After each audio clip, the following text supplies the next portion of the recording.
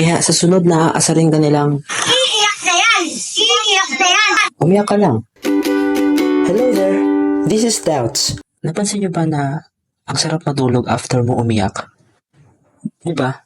Yung mga bata pa nga tayo hindi na lang natin napansin na nakatulog na pala tayo after natin magulhol.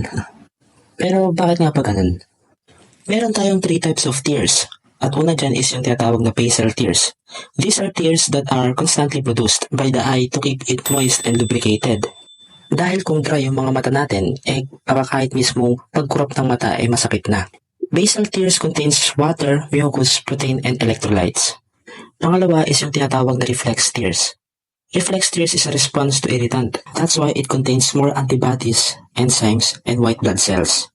Kung natry mo na maghiwa ng sibuyas at naluha ka, yun yung tinatawag na reflex tears. And last, at kakaiba sa naunang dalawa, is yung tinatawag na emotional tears or psychic tears.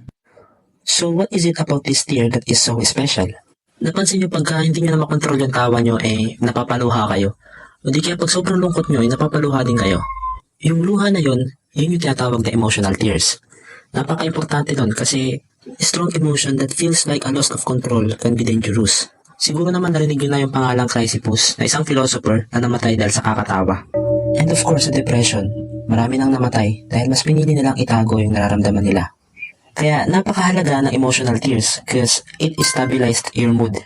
Emotional tear contains stress hormones such as endorphins and cortisol, which is a natural painkiller.